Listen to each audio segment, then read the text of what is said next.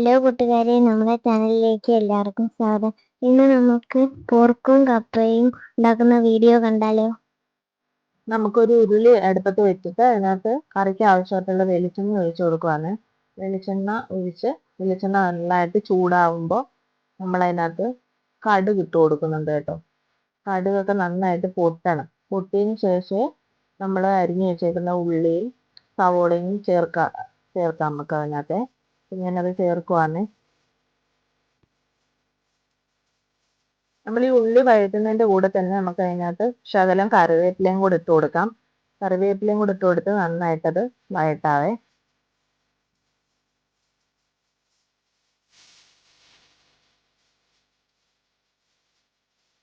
ഈ ഉള്ളി വേഗം വഴണ്ട് വരാനായിട്ട് നമുക്ക് അതിനകത്ത് കുറച്ച് ഉപ്പിട്ട് കൊടുക്കാം. കുറച്ച് ഉപ്പിട്ട് കൊടുത്താൽ മതി. പിന്നെ നമുക്ക് ബാക്കി ഉപ്പിട്ട് കൊടുക്കാം കേട്ടോ. അപ്പം നമ്മുടെ ഉള്ളിയൊക്കെ നന്നായിട്ട് വഴണ്ട് വന്നിട്ടുണ്ട്. അപ്പം അതിനകത്ത് നമ്മുടെ ഇഞ്ചിയും വെളുത്തുള്ളിയും കൂടെ നല്ലതായിട്ട് ചതച്ചത് ചേർത്ത് കൊടുക്കുക. അത് നന്നായിട്ട് വഴറ്റി അതിൻ്റെ പച്ചമണം നല്ലതായിട്ട് മാറണം.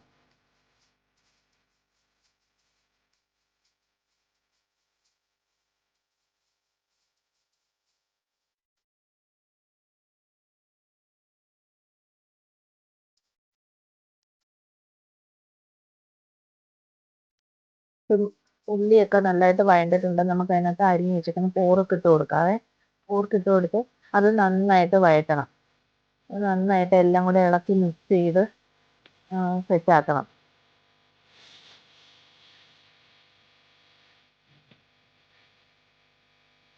ഈ പോർക്ക് വഴറ്റുമ്പോൾ തന്നെ നമുക്ക് അതിൻ്റെ കൂടെ തന്നെ ആവശ്യമായ പോർക്കിലോട്ട് പിടിക്കാൻ മാത്രം ശകലം മഞ്ഞപ്പൊടിയും കൂടെ ഇട്ട് നന്നായിട്ട് വഴറ്റാം കേട്ടോ.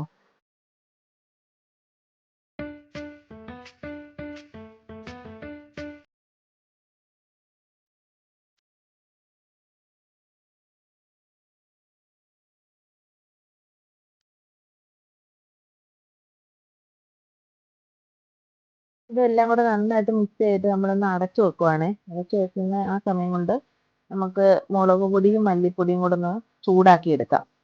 10 മിനിറ്റ് നമ്മുടെ പോർക്കൊന്ന് അടച്ചു വെക്കണം കേട്ടോ. 10 മിനിറ്റ് അടച്ചു വെക്കുമ്പോൾ അതിനകത്ത് വെള്ളമൊക്കെ വന്നിട്ട് അതൊന്ന് മിക്സ് ആയിക്കോളും. ആ സമയം കൊണ്ട് നമുക്കിത് വറുത്തെടുത്ത് അതിലോട്ട് ചേർക്കാം. ഇപ്പോൾ നന്നായിട്ട് അതിനകത്ത് വെള്ളമൊക്കെ വന്ന് റെഡി ആയിട്ടുണ്ട്. നമുക്ക് അതിനകത്ത് മസാല ഇട്ട് കൊടുക്കാം. മസാല ഇട്ട് കൊടുത്ത് നന്നായിട്ട് ഒന്ന് മിക്സ് ചെയ്യണം. മിക്സ് ചെയ്യുമ്പോൾ ആ മസാല അതിനകത്ത് എല്ലായിടത്തും ഒന്ന് പിടിക്കുന്ന രീതിക്കായിരിക്കണം.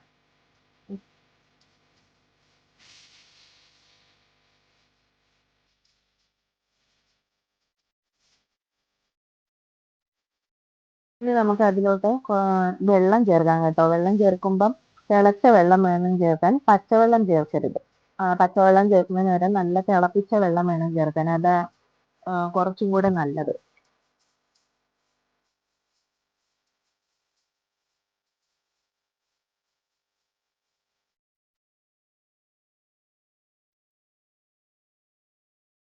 വെള്ളം ചേർത്ത് നല്ല മിക്സ് ആയിട്ട് അതിനകത്ത് കുറച്ച് പെരുംജീരകത്തിൻ്റെ പൊടി ഇടുന്നുണ്ട് കേട്ടോ. ഇട്ടിട്ടുണ്ടായിരുന്നേ, പറയാൻ വിട്ടുപോയതാ. പെരുംജീരകത്തിൻ്റെ പൊടിയും കുറച്ച് കറിവേപ്പിലയും കൂടി ഇട്ട് നന്നായിട്ട് മിക്സ് ചെയ്തിട്ട് നമുക്കത് അടച്ച് വെച്ച് വേവിക്കാം.